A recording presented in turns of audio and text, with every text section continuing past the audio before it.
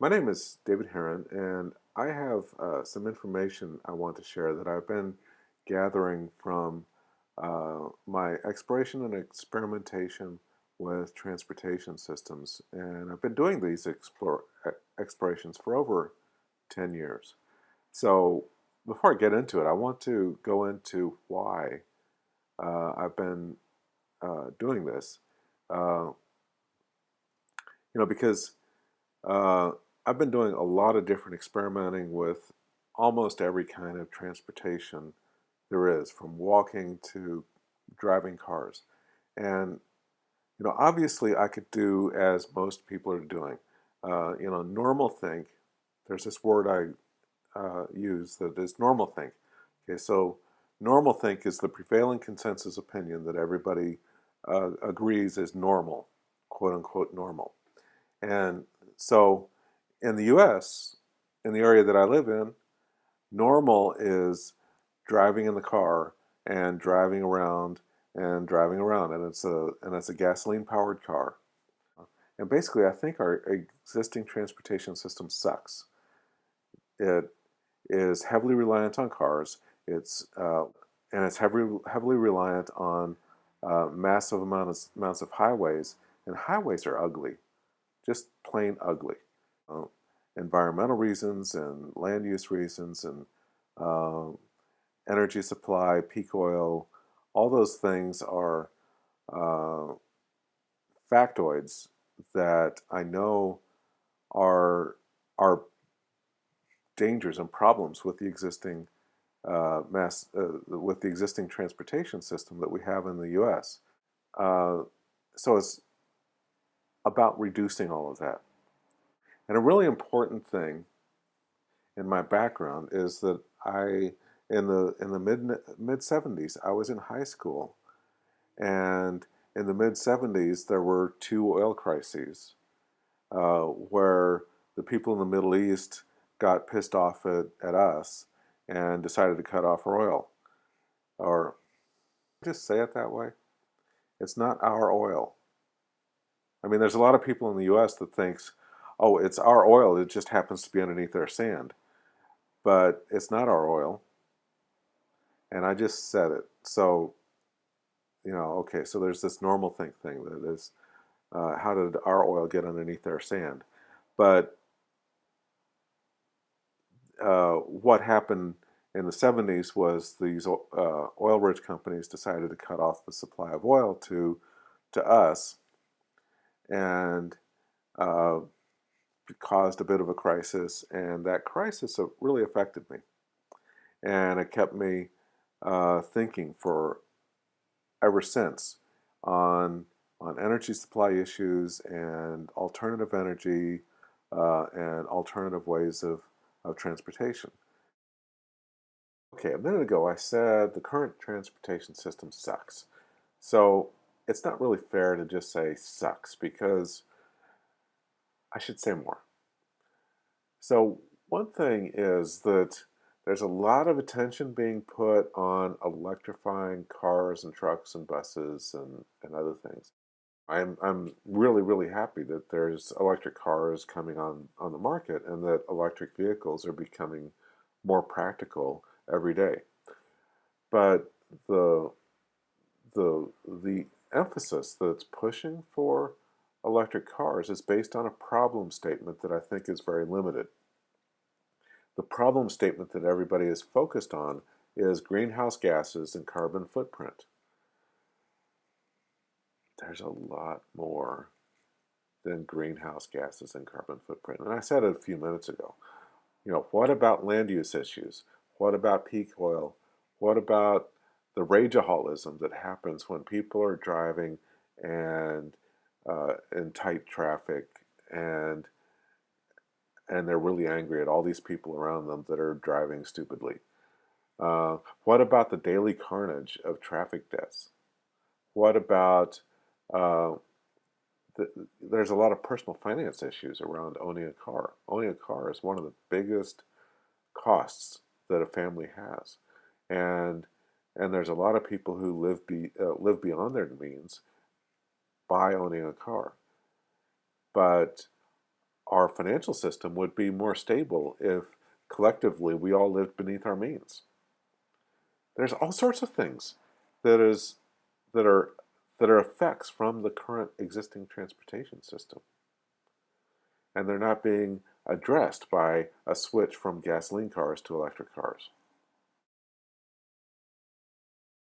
So now I want to start talking about some of the different ways that I've been experimenting with to get my butt around town, because that's what the transportation system is about. Largely, is our us getting our butts around town, and to do that in the least impactful way. So the one I want to start with is walking and walkability.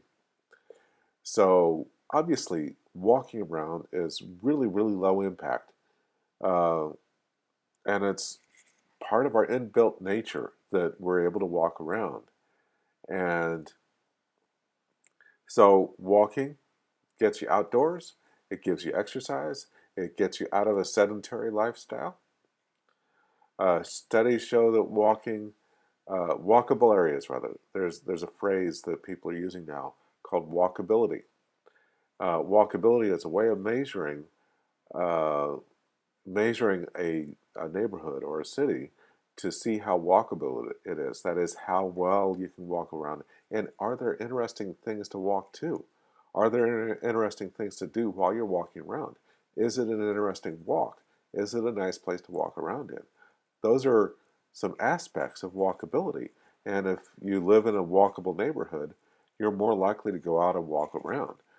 Uh, if you're living in a neighborhood that's dominated by streets that are dominated by cars, are you likely to walk around?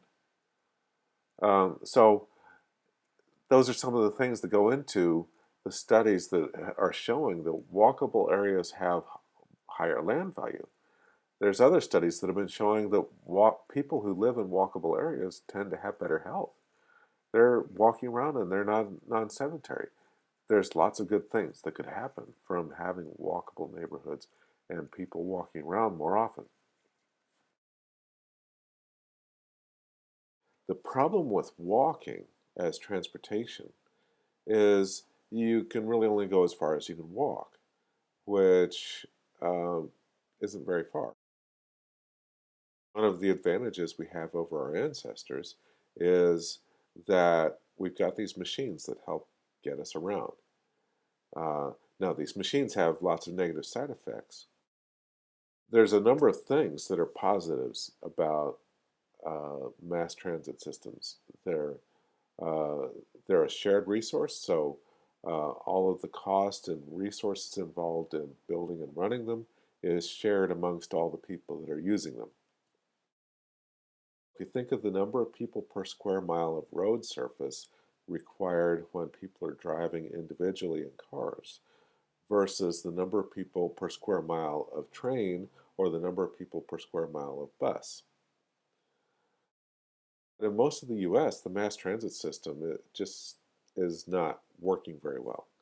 There's a few cities where it does work, and one of the things that requires mass transit to work is high population density, or at least modest population density. Something I've noticed when I travel in Europe is that the cities are what I would call a modest population density, and they have really good mass transit systems. So I think there's a sweet spot you where you've got a fairly good population density that's high enough to incentivize mass transit systems. Of course, the downside of mass transit systems is that you're beholden to the schedule of the transit system. So there's a large variety of vehicles that are small. They're two-wheelers, maybe three-wheelers, and they can be parked in little out-of-the-way places, and they don't take much resources to build them. They don't take much or any fuel, depending on the kind of vehicle it is, to to run them. And there's this what if. So what if you had a transit system that used minuscule amounts of resources? It was still using a machine to give you extra range beyond walking, but the resource impact was very small. The fuel impact was very small. It helped you with exercise because you're exercising while you're using the machine. And no emissions, it gets you outdoors, all sorts of wonderful things. What that is a bicycle. So a lot of people think of bicycles purely as a recreation thing, but they can be transportation. They can be used for utilitarian things. Um, when you add an electric motor to a bicycle, the bicycle becomes a lot more practically usable for daily transportation needs, especially if that bicycle is a cargo bicycle that can carry uh, a decent amount of stuff. Uh, I This is one of the things I've been really focusing on in my experimenting is cargo bicycles. I have a trailer that I haul behind one of my bicycles that I used to use to haul laundry to the laundromat. I use it for grocery shopping. I have another cargo bicycle that I use. Like walking, your bicycling is limited to the distance you can bicycle. It's farther than you can walk, but still, it's kind of a limit.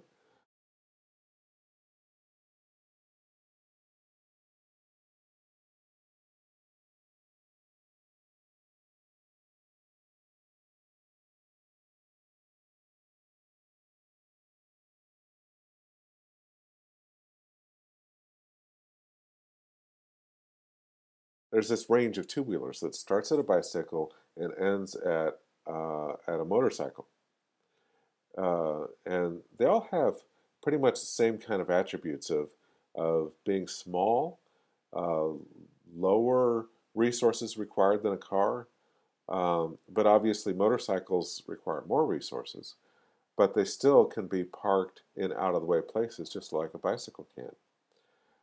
Motorcycles have higher speed, so they fit with the regular traffic more conveniently, and they have a higher range. They have a range that's basically equal to cars.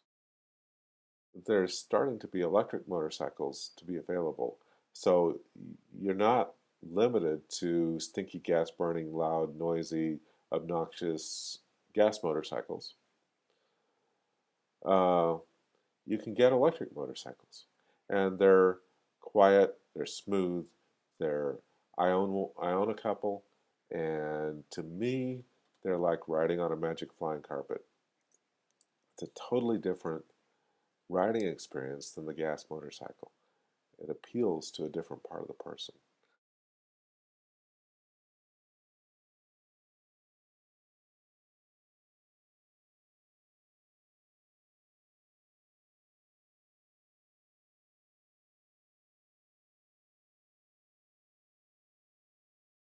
So after all these things I've said about cars, you may think that I'm totally down on cars, and I am, sort of.